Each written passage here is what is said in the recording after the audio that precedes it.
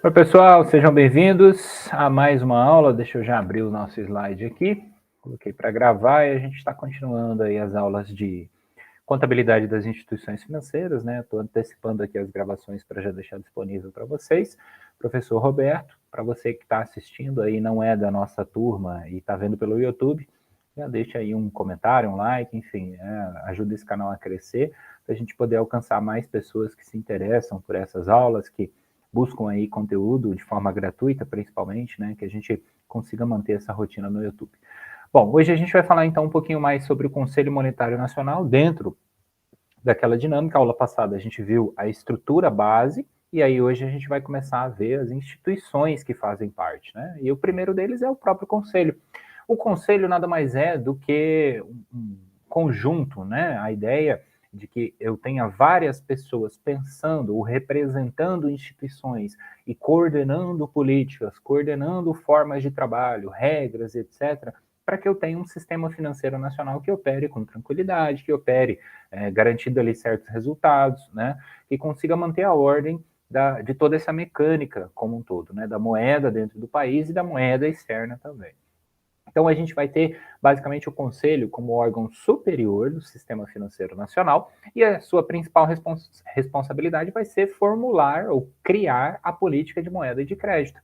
E aí, o objetivo é justamente garantir a estabilidade da moeda e o seu desenvolvimento econômico, né, do país como um todo, o desenvolvimento econômico e social. Então, os membros do Conselho Monetário Nacional vão fazer uma reunião uma vez por mês para discutir sobre os seguintes assuntos: a orientação e a aplicação dos recursos das instituições financeiras, propiciar aí o aperfeiçoamento, né, perdão, das instituições, dos instrumentos financeiros. A parte contábil entra muito com um peso muito grande, então é um nível de discussão técnica, né, no sentido de aperfeiçoar as práticas que vão regulamentar ali o que o profissional, que é esse que nós estamos formando aqui, você que vai atuar depois dentro de um banco ou de uma outra instituição, como um auditor independente, por exemplo, vai ter que seguir essas práticas. Zelar pela liquidez, que nada mais é do que a capacidade de um recurso, de uma promessa, de uma dívida, como nós vamos chamar, um direito a receber para alguns, seja líquido, ou seja, se transforme em recurso disponível. Né? E aí a gente tem a solvência das instituições financeiras. Então, imagina que, se fosse cada um por si, de forma descontrolada, a gente teria uma insegurança muito grande na moeda, como já aconteceu no Brasil. Em épocas passadas, a gente teve uma dificuldade na estabilidade da inflação, a gente vive um outro momento agora mais delicado pós-pandemia, uma discussão muito grande se vai melhorar, que as coisas estão muito caras, o combustível, o alimento. Então, tudo isso depende de políticas, né? Depende das decisões e das estratégias que são tomadas. Se elas são boas ou ruins, a proposta da disciplina não é discutir isso, tá? É discutir aqui qual é a estrutura por detrás, né? Para que você entenda justamente que talvez, se o seu objetivo é ser um político, né, ou estar nesse meio, ou conhecer e aplicar isso como uma empresa, abrir uma instituição financeira ou trabalhar em uma instituição financeira, você vai ter que conhecer quais são essas políticas, quais são essas regras, quais são essas práticas. E a coordenação das políticas monetária, creditícia, orçamentária e também da dívida pública interna e externa estão previstas na legislação, né, na 4.595 de 64, nos artigos 3 e 4. Eu coloquei aqui só para não me esquecer, para associar uma coisa a outra, tá? Então a gente vai ter aí basicamente como a discussão direcionada justamente para garantir a moeda e a sua estabilidade no país. Em casos extraordinários, né, pode acontecer aí mais de uma reunião por mês, tá? As matérias aprovadas, elas são regulamentadas por meio de resoluções do Conselho Monetário Nacional, a gente já vai ver algumas delas, né, alguns exemplos, e elas são divulgadas no Diário Oficial da União, né, em virtude do processo legislativo brasileiro mesmo, da estrutura organizacional que a gente tem prevista constitucionalmente, né, para que algo torne-se ali efetivamente prático, para que ele chegue até a população, as instituições como um todo, precisa respeitar toda uma lógica que é prevista no estudo do curso do direito, né? Aqui a gente vai tentar entender essa dinâmica de uma forma um pouco mais prática, tá? O Banco Central ele também mantém lá à disposição da população, né, para consulta, para pesquisa no seu site. Tá? Então, a busca de normas ela vai facilitar justamente quando a gente quiser descobrir alguma coisa, algo que não foi abordado, algo que você esteja procurando, a busca de normas normalmente vai te ajudar, né, para que você consiga encontrar uma resolução que fala sobre aquele assunto. Então a gente tem que entender que o conselho ele vai ser composto pelo ministro da Economia, na condição de presidente deste conselho, né? O secretário especial de Fazenda e também o presidente do Banco Central do Brasil. É claro que todos eles vão acompanhados das suas equipes, né? Eu coloquei os 3 aqui só para a gente imaginar a reunião acontecendo, mas todas as equipes se reúnem e cada um ali com as suas especialidades, né? É um órgão 100% normativo. O que quer dizer isso? E ele vai, por exemplo, atuar apenas na regulamentação. Eu não vou pedir ao Conselho Monetário Nacional um empréstimo, mas ele vai regulamentar quais são as regras para que as instituições financeiras apliquem, eventualmente, ali a condição de empréstimo para um consumidor final, uma pessoa física, uma pessoa jurídica. O Banco Central do Brasil, que vai ser a instituição que a gente vai ver a seguir, ela também é um pouquinho diferente disso, porque o Banco Central do Brasil, apesar de regulamentar algumas coisas, seguindo a orientação do Conselho Monetário Nacional, né, em conjunto ali sempre, ele também atua de forma um pouquinho mais prática, né? Então a gente tem aí uma mecânica um pouco diferente, tá? Como forma de prestar apoio ao conselho, a gente vai ter a comissão técnica da moeda e do crédito, seriam os profissionais ali que ficam à disposição justamente para visualizar, né, as questões mais técnicas envolvendo das práticas contábeis até os conceitos econômicos, do direito, uma série de outras áreas que são abrangidas por essa comissão, tá? Então, a ideia seria o seguinte: a gente vai ter o primeiro princípio, fiscalizar e zelar pelas instituições financeiras previsto na resolução do Conselho Monetário Nacional, que vai justamente dizer ali quais são, né, como é que a gente poderia entender isso na prática, quais são os princípios de reconhecimento, de mensuração, de escrituração e evidenciação das instituições financeiras. O Conselho Monetário Nacional vai editar uma norma, uma resolução, e vai justamente estabelecer esses critérios. Essa primeira que já a gente vai ver ela com mais detalhes. Outro exemplo que a gente tem, o Fundo Garantidor de Crédito, né, que fica à disposição aí também, Resolução 4469 de 2016, na sua versão mais recente, né, dispondo então sobre o estatuto e o regulamento do fundo. Outra resolução, né, a 3.919, de 25 de novembro de 2010, que vai basicamente dizer quais são as normas sobre a cobrança de tarifas pela prestação de serviço por parte de um banco ou de uma instituição financeira, né, e as demais autorizadas aí a funcionar pelo Banco Central. Então, eu quero, por exemplo, entender se o meu banco pode ou não me cobrar aquilo que eles estão dizendo ou estão cobrando. Eu vou nessa resolução e vejo se existe previsão legal. É essa a ideia. Ou ainda, estou abrindo a minha instituição, meu banco próprio, né, a minha cooperativa, que seja, enfim, e estou querendo entender um pouquinho mais do que eu posso e do que eu não posso. Essa vai ser uma das resoluções que vai ter que estar junto, né? Vai andar embaixo do braço praticamente, porque você vai ter que acompanhar as suas atualizações, vai ter que existir uma equipe voltada a entender o que é possível segundo a lei e o que não é possível segundo a lei também. Então, junto ao Conselho Monetário Nacional, a gente vai ter, o Bacen e a CVM, né, as duas instituições que a gente viu lá atrás que seriam as supervisoras. Lembra que aqui a gente só está falando da moeda, do crédito, do capital e do câmbio. Né? Então, os valores mobiliários, de modo geral, estão aqui. Né? E aí a gente vai ter essas duas instituições. O Bacen, de forma resumida, vai buscar o controle inflacionário, que é o preço da moeda e o seu poder de compra, o sistema financeiro nacional e a sua segurança, né, buscar a manutenção da segurança para esse sistema financeiro, a manutenção também das reservas internacionais do país. Né? Imagina que o Brasil ele não tem, por exemplo, soja, né, só para exemplificar, e ele precisa importar isso, ele precisa comprar isso, ele precisa facilitar essa disponibilidade. O que ele vai garantir ali? Que ele tem uma moeda internacional, uma reserva internacional resguardada, né, uma quantia XYZ, que vai permitir esse processo de câmbio e facilitar, por exemplo, a compra por parte de um importador. Né, e as instituições vão querer usar esse recurso. E de outras formas também, como instituição pública, ele pode fazer compras e vendas, então é necessário que ele mantenha certas reservas, né, até pelo controle inflacionário, por outros elementos economicamente falando, mais complexos. E, por fim, obviamente, a emissão do papel moeda. Aqui é importante explicar que, certa vez, um aluno até me ajudou a lembrar e, de uma maneira muito inteligente, pontuou, olha, o Banco Central não é o emissor, né? No sentido aqui, eu uso essa expressão para dizer que ele regulamenta, autoriza e determina a quantidade, critérios de qualidade, uma série de outros elementos que são previstos, né?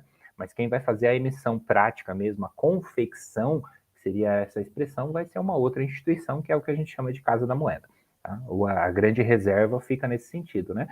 E aí, aqui, é importante dizer que é competência do Banco Central fazer, ou autorizar, melhor dizendo, a emissão de papel moeda, ou seja, de dinheiro.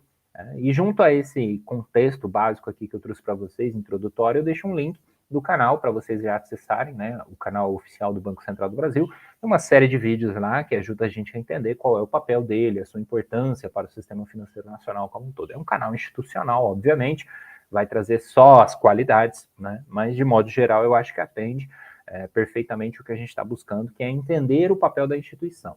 Tá? E aí é importante perceber que, assim, essa visão institucional é uma coisa, essa visão mais prática acaba sendo outra, né? Mas de modo prático ali, de modo resumido, melhor dizendo, a gente pode considerar que todas as informações que são apresentadas lá estão previstas na legislação. A gente vai ter também a CVM, que seria a Comissão de Valores Mobiliários, que vai desenvolver, regular, fiscalizar o próprio mercado de valores mobiliários como instrumento de captação de recursos para as empresas, protegendo o interesse dos investidores e assegurando também a ampla divulgação das informações sobre os emissores e os seus valores mobiliários. Então, por exemplo, você agora começou a investir em fundos imobiliários, está muito em alta, né, com muita propaganda para lá e para cá. E aí você quer entender um pouquinho mais da dinâmica do que aquela corretora te oferece como um produto, do que ela tem que seguir, do que ela pode cobrar, do que ela não pode cobrar. Quem é que vai dizer todas essas regrinhas? Vai ser basicamente a Comissão de Valores Mobiliários, a corretora que te vende o produto final, na verdade só está seguindo essas regras. Né? E tem que prestar contas para a CVM, tem que organizar, o gestor daquele fundo tem que prestar contas para a CVM. Então é um órgão realmente que fiscaliza, que tenta melhorar as práticas, né? E aí, basicamente, vai ter como atribuição a emissão e distribuição dos valores. Então, por exemplo, uma empresa quer fazer a abertura do seu capital e tornar-se uma sociedade de capital aberto, né? Que nós vamos entender um pouquinho mais dessa dinâmica também lá na frente. Mas deixa de ser uma sociedade de capital fechado e passa a ser aberta, ou seja, qualquer um pode participar daquela sociedade. Ela vai ter que passar por um processo que é regulamentado pela CVM. Né? Então, a ideia seria essa, um órgão centralizador e fiscalizador, que vai justamente emitir e distribuir esses valores, controlando quem compra, quem vende, mantendo a ordem em todo esse processo. Negociação e intermediação dos valores imobiliários, mercado de derivativos também, organização, funcionamento e as operações na Bolsa de Valores, organização e funcionamento das operações de mercadorias e também mercados futuros, a administração de carteiras e a custódia desses valores, né, a guarda desses valores imobiliários, a auditoria das companhias abertas. Né? Então, por exemplo, para que a gente, como computador, se torne um auditor, a gente vai precisar, por exemplo, fazer uma outra prova, né, fazer um estudo mais específico para atuar na condição de auditor. Grande parte do conteúdo dessa prova vem das resoluções da CVM.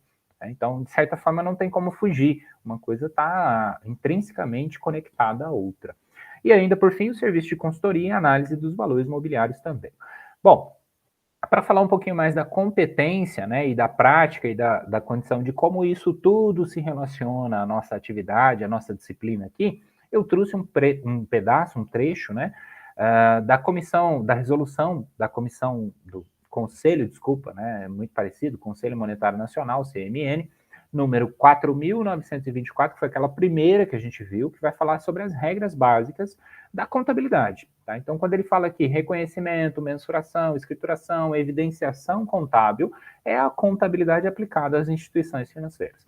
Capítulo 1, objeto e âmbito da aplicação. Então, o artigo 1º vai dizer, olha, aqui estão os princípios gerais para toda a contabilidade que deverá ser feita para as instituições que estejam na condição de autorizadas a funcionar pelo Banco Central do Brasil.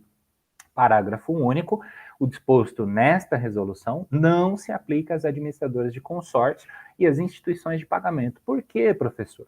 Porque elas vão possuir uma resolução em específico.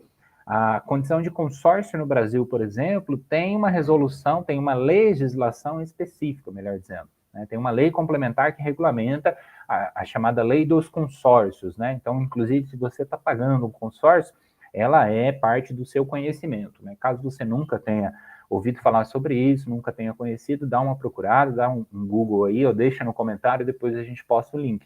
Mas a gente tem no Brasil uma lei específica. Para instituição de pagamento também. O que seria uma instituição de pagamento? É aquela que vai intermediar. Né? A gente costuma chamar muito de poupa-tempo, ganha-tempo, que são aquelas as casas recebedoras de valores. Por exemplo, você tem que pagar uma conta de luz, né? Isso era muito comum mais antigamente, hoje já está quase tudo digital, mas você ia numa casa e pagava aquele valor, aquela instituição era autorizada a receber aquele montante, passava esse recurso era transmitido para a instituição que recebia, de fato, aquele valor, né? E para, por exemplo, a prefeitura ou o município que você estava pagando ali aquela conta de água, de energia, que seja, para aquela empresa, automaticamente havia um processo de intermediação, né? Imagina se a companhia elétrica tivesse que recepcionar todo mundo para receber todos os pagamentos. Então, ao invés dela executar esse procedimento, meio que terceirizava isso para as instituições de pagamento. Existem variáveis também dentro desse conceito, mas aqui é só para exemplificar, para a gente poder conhecer um pouquinho mais. Bom, aí no capítulo 2, a gente vai ter então as instituições citadas anteriormente, né? Precisam observar esses critérios e também os seguintes pronunciamentos contábeis. 00, que é a estrutura conceitual, que se aplica praticamente a todo mundo, né? Já nas suas versões revisadas aí. Pronunciamento técnico 01, que é a redução ao valor recuperável de ativos. Pronunciamento técnico 23, das políticas contábeis, efetivamente para quem atua, por exemplo, na mudança de estimativa, retificação de erro, para quem acaba condicionando seu trabalho à questão do câmbio, por exemplo, né? Então, eventualmente, você, quando fecha uma demonstração, o valor, a cotação estava de uma forma, e aí, eventualmente, você precisa corrigir aquilo porque é informação relevante, tem que seguir esse CPC. Ainda, citando ali inciso 4º, pronunciamento técnico 46, que vai dizer sobre a mensuração ao valor justo, as regras e aplicação para esta prática, e ainda a receita de contrato com o cliente no pronunciamento 47, né, que normalmente nas outras matérias a gente não estuda porque eles são específicos das instituições financeiras. Bom, reconhecimento das receitas e despesas, artigo 7º da mesma resolução, depois eu vou deixar o link dela aí para vocês. As receitas devem ser, e despesas devem ser reconhecidas pro rata temporis, considerando-se o número de dias corridos. A gente tem essa citação porque, infelizmente, né, na instituição financeira, todos os dias você tem uma variável muito grande de informações. Então, eventualmente, mais um exemplo aí. Se o banco está registrando uma operação de câmbio, por exemplo, que está condicionada à variação daquelas moedas, né, ele precisa considerar apenas o período em si ou aquelas condições pré-determinadas. Acaba sendo um pouquinho mais diferente do que eventualmente eu ter ali uma variação ao longo de um ano, né, que seria a variação de uma empresa, de um comércio, de uma indústria, que opera de certa forma com essas moedas ou que tem esse tipo de valores. Tá? Então, para o banco, para a instituição financeira, isso acaba sendo muito mais comum. Tá? Então, todos os dias ela tem que fazer as suas atualizações, ela tem que considerar, por exemplo, o investidor ele fez uma aplicação que durou 7 dias. O banco ele tem que considerar aquele período, ele tem que relevar aquela receita, ele tem que registrar e evidenciar aquela despesa de acordo com o período em específico. Né? E aí, no cálculo, deve ser incluído o dia do vencimento e excluído o dia da operação. Isso serve, inclusive, para a gente referenciar, por exemplo, a questão da poupança, que faz ali o aniversário de 30 em 30 dias, né? E aí o banco ele sempre considera excluindo-se o dia da operação e o dia do vencimento, então, passa a ser incluído. Como é que eu calculo isso? Né? Então, se eu estou fazendo uma operação hoje, dia 30, no mês seguinte seria o próximo dia 30. Então, ele exclui esse dia 30 e joga lá para o outro dia 30. Vai ser contabilizado dessa forma. Tá? Então, dentro dessa resolução, a gente tem todas as regrinhas. A escrituração contábil deve ser, no artigo 8º, né, completa, mantida em registros permanentes, realizada em idioma e moedas nacionais, né, moeda corrente nacional, efetuada até o dia 10 do mês subsequente ao da ocorrência do evento, né, da transação, do fato, do ato ou fato administrativo, elaborado em ordem cronológica de dia, mês e ano. De certa forma, essa escrituração ela é semelhante à escrituração empresarial que a gente tem, né, porque aconteceu o fato que vincula ali o patrimônio de certa forma, de alguma maneira, melhor dizendo, usando outra expressão, a gente já tem que fazer o registro do ponto de vista contábil. Realizada em 100 espaços em branco, isso é para quando era feito manual, né, dentro dos livros em si. No processo digital, a gente já tem uma mecânica que é pré-programada para isso. Tá? Então, no caso de escrituração ali embaixo, parágrafo 3º, em forma digital, a comprovação deve ser feita mediante listagens extraídas dos registros em arquivos eletrônicos. Né? Então, assim como eu faço lá o uso de um sistema contábil para controlar a contabilidade de uma empresa comercial, uma indústria, aqui na empresa comercial de crédito, né, condicionando aí a uma estrutura de uma instituição financeira, eu também vou ter que ter os livros, eu também vou ter que ter o registro, ter que fazer o mesmo processo, tá? Respeitadas as regras em específico. E aí, apenas para dizer aqui, né, a escrituração deve conter nas transações, né, o local, a data, a identificação, enfim, é para realmente criar um lastro, né, para dizer, olha, a origem do recurso é do fulano, foi transmitida ou transferida para o fulano, na data tal, né, enfim, na condição tal, do banco tal, para a agência tal, enfim, todos esses detalhes, tá? E aí, a utilização de históricos codificados, né, é o que a gente vai ver lá na frente no COSIF, que seria a vinculação de um plano de contas padronizado com os códigos da instituição. Então, é o mesmo preceito, né? Quando eu tenho um escritório de contabilidade, faço essa atividade da contabilidade para as minhas empresas, meus clientes, eu vou ter ali um plano de contas geral, digamos, né? E dentro desse plano de contas, cada uma das empresas vai ter ali o seu cadastro, os seus códigos em específico, né? Então, uma coisa tem que estar vinculada à outra. É a mesma ideia aqui, de modo geral, tá? Então, só para fechar um raciocínio, aqui a gente vai ter artigo 10, 11º falando ainda dos eventos e da escrituração nos critérios gerais dessa resolução, né? Parágrafo 2º, admite-se a centralização da contabilidade das agências de um mesmo município em agência da mesma praça. Né? Então, de grupos, para facilitar a vida, eu vou jogar todo esse movimento para uma única entidade, né? Para um único posto, digamos assim, que seria basicamente para facilitar o processo. Então, todas as unidades de atendimento ou postos de atendimento que vão atender o cliente ou o consumidor vão trazer essas informações para uma única sede, digamos, que vai eventualmente transmitir essas informações para o Banco Central do Brasil, na condição de contabilidade, né? Por isso que, às vezes, uma agência, como a gente chama, né, um posto de atendimento, não necessariamente vai ter ali um conjunto completo de profissionais, apenas aqueles profissionais que vão vender o serviço, que vão atender, que vão dar o suporte, né, mas não necessariamente o escriturário que vai executar essa atividade de contabilidade. A escrituração ela deve ser realizada por agência ou dependência da instituição, e aí basta que seja comunicado ao Banco Central de forma prévia para que seja realizada a centralização.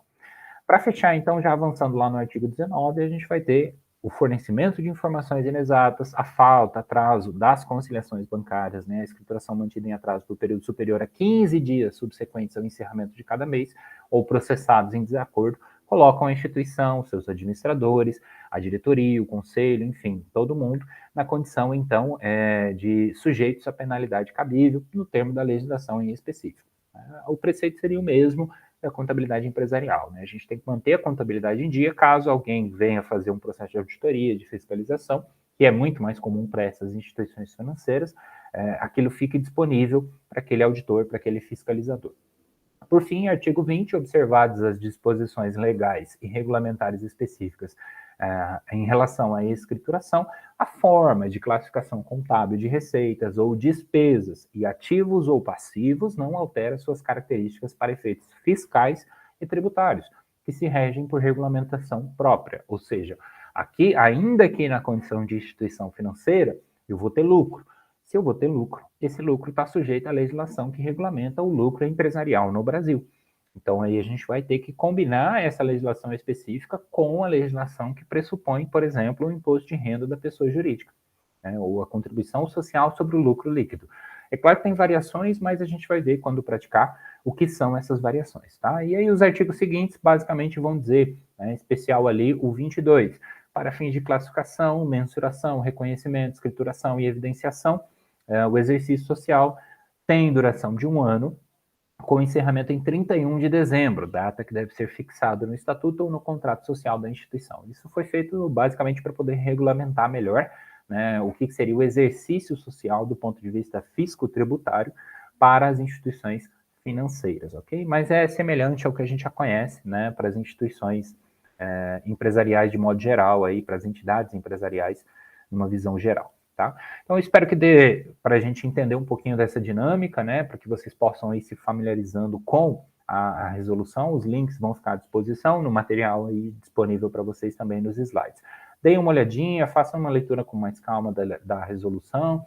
Se aparecer alguma dúvida, né, entre em contato aqui, deixe um comentário, me avisa lá na sala de aula que a gente vai conversando e tirando todas essas dúvidas no nosso dia a dia, beleza? Então, obrigado pela atenção, bons estudos, vejo vocês na nossa próxima aula.